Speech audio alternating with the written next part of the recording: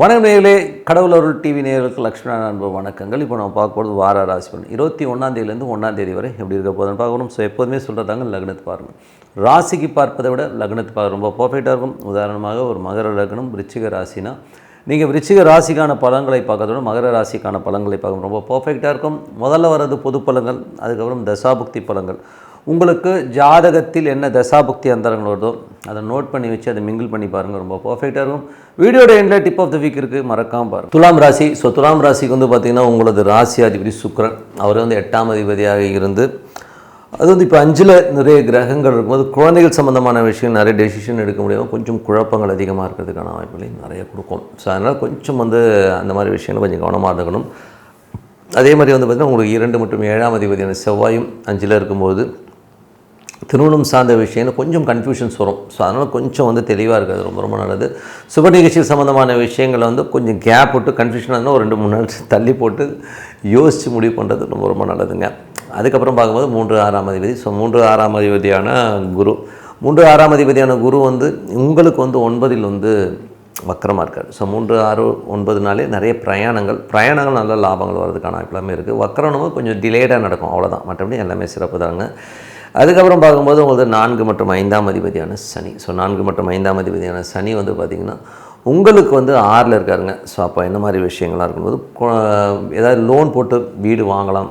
குழந்தையோட வளர்ச்சி எல்லாமே அபரிதமாக இருக்கிறதுக்கான வாய்ப்பு எல்லாமே ரொம்ப நல்லா இருக்குது.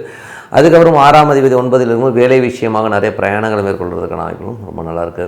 ஸோ மற்றபடி வந்து பார்த்திங்கன்னா உங்களுக்கு 8ஆம் அதிபதி வந்து உங்களுக்கு 5ல் இருக்கும்போது கொஞ்சம் குழந்தைகள் விஷயங்கள் மன வருத்தங்களை கொடுக்கறதுக்கான வாய்ப்புகளுமே கொஞ்சம் இருக்கும். அதுக்கப்புறம் 9ஆம் அதிபதியான புதன். ஸோ 9 மற்றும் 12ஆம் அதிபதியான புதன் வந்து 5ல் இருக்கும்போது ஆன்மீக சுற்றுலா, ஆன்மீக பயணங்கள் போகலாம் அப்படிங்கிற எண்ணங்களை எல்லாமே கண்டிப்பாக கொடுக்கும்.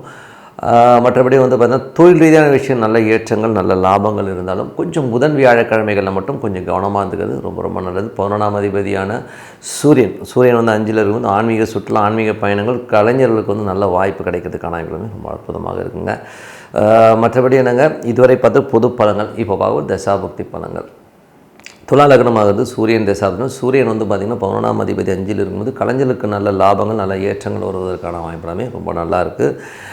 மற்றபடி வந்து பார்த்திங்கன்னா துலா லக்னமாகிறது சந்திரன் தசாபுக்தி. சந்திரன் வந்து தொழில் ரீதியான விஷயம் நல்ல ஏற்றங்களும் நல்ல ஒரு லாபங்களும் கொடுத்தாலும் புதன் வியாழக்கிழமைகளில் வந்து கொஞ்சம் கவனமாக இருந்துக்கிறது ரொம்ப ரொம்ப நல்லது. அதுக்கப்புறம் பார்க்கும்போது துலா லக்னமாக இருந்து செவ்வாய் தசாபுத்தி அந்தரங்கள் வந்து செவ்வாய் வந்து பார்த்திங்கன்னா உங்களுக்கு 2 7ஆம் அதிபதி 5ல் இருக்கும்போது குழந்தைகளோட சுப நிகழ்ச்சிகள் சார்ந்த விஷயங்களை நீங்கள் ஸ்டெப் இன் பண்ணுவீங்க. துலா லக்னமாக இருந்து ராகு தசாபுத்தி, ராகு 5ல் இருக்கும். நிறைய பிரயாணங்கள், ஆன்மீக சுற்றுலா, ஆன்மீக பயணங்கள் நடக்கிறதுக்கான வாய்ப்புலாமே இருக்கும். சின்ன சின்ன பூசல்கள், குழந்தைகள் கொஞ்சம் ரகடாக நடந்துக்கிறாங்களோ, குழந்தைகள் நம்ம புரிஞ்சிக்க முடியலையோங்கிற எண்ணங்களை எல்லாமே கண்டிப்பாக ஏற்படுத்தும். துலா லக்னமாக வந்து குரு தசாபுத்தி இருந்தாலும் குரு வந்து பார்த்திங்கன்னா உங்களுக்கு 3 6ஆம் அதிபதி 9ல் இருக்கும்போது பிரயாணங்களால் நல்ல லாபங்கள் நல்ல ஏற்றங்கள் வர்றதுக்கான வாய்ப்புலாமே ரொம்ப நல்லாயிருக்கு. துலா லக்னமாக வந்து சனி தசாபுத்தி. சனி வந்து பார்த்திங்கன்னா 4 5ஆம் அதிபதி 6ல் இருக்கும்போது ஏதாவது லோன் போட்டு ஏதாவது வந்து வீடு சொத்துக்கள் வண்டி வாகனங்கள் வாங்குகிற யோகங்கள்லாம் கண்டிப்பாக இருக்கும். அதே மாதிரி குழந்தையோட வளர்ச்சியும் அடுத்த கட்டத்துக்கு மூவாகிறதுக்கான வாய்ப்பு எல்லாமே ரொம்ப நல்லாயிருக்கு. துலா லக்னமாக வந்து புதன் தசாபுத்தி இருந்தவங்கள் புதன் வந்து பார்த்திங்கன்னா உங்களுக்கு வந்து 9ஆம் அதிபதி 9 12ஆம் அதிபதி 5ல் இருக்கும்போது ஆன்மீக சுற்றுலா ஆன்மீக பயணங்கள் போகிறதுக்கான வாய்ப்புகள் எல்லாமே ரொம்ப அற்புதமாக இருக்குங்க. துலா லக்னமாக வந்து கேது தசாபுத்தி இருந்தாலும் கேது 11ல் இருக்கும்போது குலதெய்வ நேர்த்தி கடன்கள் முடிவதற்கான வாய்ப்புகள் ரொம்ப நல்லா இருக்குது. அது மட்டும் இல்லாமல் முடியாதுன்ற கேஸ் திடீர்னு முடிஞ்சு வெற்றிகரமாக முடியறதுக்கான வாய்ப்புகள் நல்லா இருக்குது. குழந்தை இல்லாதவர்களுக்கு ட்ரீட்மெண்ட் மூலியமாக குழந்தை பெறுவதற்கான வாய்ப்புகளும் ரொம்ப அற்புதமாக இருக்குங்க. துலா லக்னமாக வந்து சுக்கிர தசாபுத்தினா சுக்கிரன் 8ஆம் அதிபதி 5ல் இருக்கும். குழந்தைகள் சம்மந்தமான விஷயம் சின்ன சின்ன நெருக்கடியில் ஒரு ஸ்ட்ரெஸ்ஸஸ் வந்து போகும். சில நேரம் குழந்தைகளோட நடவடிக்கைகள் நடாது இப்படி நடந்துக்குதுங்கிற ஒரு ஃபீலை கண்டிப்பாக ஏற்படுத்துங்க. மற்றபடி என்னங்க, என்னை பொறுத்தவரை நல்ல ஒரு பிரார்த்தனை, அமைதியாக ஒரு இடத்துல உட்காந்து பர்டிகுலர் டைமுக்கு வந்து ஃபிக்ஸ் பண்ணி நம்ம பிரார்த்தனை பண்ணும்போது கண்டிப்பாக நம்ம அடுத்த லெவல் போகிறதுக்கான வாய்ப்பு ரொம்ப சிறப்பாக இருக்குது. Tip of the week. So tip of the வீக்கில் நம்ம பார்க்க போகிறது புணர்ப்பு. ஸோ புணர்ப்புங்கிற தோஷங்கிறது வந்து எப்படி வரும் அப்படிங்கிறத முதல்ல சொல்லுவோம். ஸோ புணர்ப்பு தோஷங்கிறது வந்து பார்த்திங்கன்னா சனி சந்திரன் தொடர்பு அப்படின்னு சொல்லுவோம். யாரோடைய ஜாதகத்தில் வந்து சனி சந்திரனுடைய கூட சேர்ந்திருந்தாலோ இல்லை சனி வந்து சந்திரன் நட்சத்திரத்துலையோ இல்லை சந்திரன் சனியோட நட்சத்திரத்தில் இருந்தால் அது புணர்ப்பு தோஷம். இல்லை ஒன்று பார்வை இருந்தாலும் அது புணர்ப்பு தோஷம்னு சொல்லுவோம். அந்த புணர்ப்பு தோஷம் இருந்தால் என்ன மாதிரி எஃபெக்ட் வரும், என்ன மாதிரி விஷயங்கள் நடக்குங்கிறது தான் நம்ம பார்க்க போகிறோம். ஸோ புணர்ப்பு தோஷங்கிறது வந்து யாரோ ஒருவரை நம்ம வயிறறிய வச்சு நம்ம முன்னோர்களோ இல்லை நமது முந்தாதி சந்ததிகளோ ஏதோ ஒன்று பண்ண போய் அந்த நாள் வர தோஷம் தான் இந்த புணர்ப்பு தோஷம். அந்த மாதிரி புணர்ப்பு தோஷம் வரும்போது நம்ம என்ன பண்ணணும், எந்த மாதிரி அந்த விஷயத்தை பண்ணணும்னா, ஏதாச்சும் ஒரு சுப நிகழ்ச்சி நடத்தணும் அப்படின்னு நீங்கள் முயற்சி பண்ணும்போது பிரம்மாண்டமாக நடத்தணும் சொல்லி நம்ம ஒரு உதாரணம் சொல்கிறேன்னே, ஒரு கல்யாணம் பண்ணணும் அப்படின்னு நினைக்கிறோம். திடீர்னு கல்யாணத்தை ஃபிக்ஸ் பண்ணிவிட்டு ஒரு 3 மாதத்துக்கு முன்னாடியே எல்லாம் ஃபிக்ஸ் பண்ணிவிட்டு எல்லாத்தையும் என் மாப்பிள்ளை இப்படி நான் அப்படி இப்படின்னு சொல்லி ரொம்ப அதிகமாக நீங்கள் பிரம்மாண்டமாக எல்லாத்தையும் பீத்திக்கிட்டிங்கன்னா, எல்லாத்தையும் பிரம்மாண்டமாக சொல்ல போனீங்கன்னா, இந்த புணர்ப்பு தோஷம் உடைய ஜாதகத்தை உடையவர்களுக்கு டக்குன்னு அந்த திருமணம் நின்றுடும். அப்படின்னா பாருங்க, இது திருமணம் மட்டும் இல்லை, எந்த ஒரு விஷயமா இருந்தாலும் இந்த மாதிரி சனி சந்திரன் தொடர்பு இருக்கவங்களுக்கு நீங்கள் என்ன பண்ணணும்னா, மேக்ஸிமம் கமுகமாக வச்சுக்கணும். ஓப்பனாக சொன்னிட்டு தான் சொல்லணும். சீக்ரெட்டாக மெயின்டைன் பண்ணிவிட்டு விஷயங்கள் முடிகிற தருவாயில் இல்லை முடிஞ்சதுக்கு அப்புறமா நீங்கள் சொன்னீங்கன்னா தான் சிறப்பு. இப்போ கல்யாணம்னா ஒரு வாரம் 15 நாளைக்கு முன்னாடி சொன்னால் போதும்.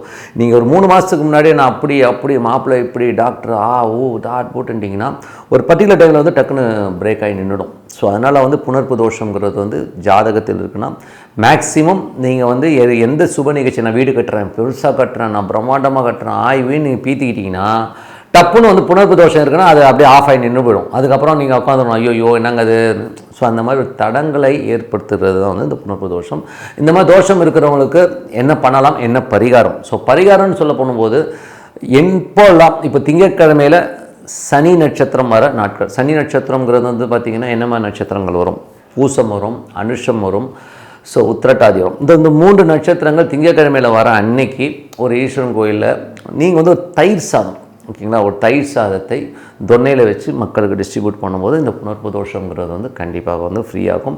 அதே மாதிரி சனிக்கிழமைகள் ஒன்று திங்கட்கிழமை பண்ணலாம், இல்லைன்னா சனிக்கிழமைகளில் சந்திரனுடைய நட்சத்திரங்கள் என்ன வரும், ரோகிணி வரும், அதுக்கப்புறம் அஸ்தம் வரும், அதுக்கப்புறம் திருவோணம் வரும். ஸோ இந்த 3 நட்சத்திரங்கள் வர நாளில், அதுவும் சனிக்கிழமைகள் இந்த நட்சத்திரம் வரும் நாளில் ஒரு தொன்னையில் தயிர் சாதம் வச்சு மக்களுக்கு டிஸ்ட்ரிபியூட் பண்ணும்போது கண்டிப்பாக இந்த தோஷத்துலேருந்து கண்டிப்பாக நிவர்த்தி கிடைக்கும். அது ஒரு ரிலீஃபை கண்டிப்பாக கொடுக்கும்.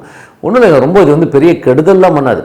பீத்திக்காமல் இருக்கணும். நான் யார் தெரியுமா, நான் பெரிய ஆள் தெரியுமா, ஆய்வின்னு சொல்கிறோம் பார்த்தீங்களா, அந்த மாதிரி நீங்கள் வெளியில் பிரம்மாண்டமாக தம்பட்டாண்டிக்க ஆரம்பிச்சிங்கன்னா இதை அப்படியே ஆஃப் பண்ணிடும். ஸோ அதனால் இது பரிகாரம் பண்ணி பாருங்கள். கண்டிப்பாக ஒரு சிறப்பான விஷயங்கள், நல்ல விஷயங்கள் நடக்கும்னு சொல்லிட்டு உங்களிடம் விடைபெறுவது உங்கள் லட்சுமி நாராயணன். நன்றி, வணக்கம். கடவுள் அருள் டிவியை பார்த்தமைக்க நன்றிகள். மேலும் இது போன்ற தகவல்களை தெரிந்து கொள்ள கடவுள் அருள் டிவியை சப்ஸ்கிரைப் செய்யுங்கள். மறக்காமல் பெல் ஐக்கானை கிளிக் செய்யுங்கள்.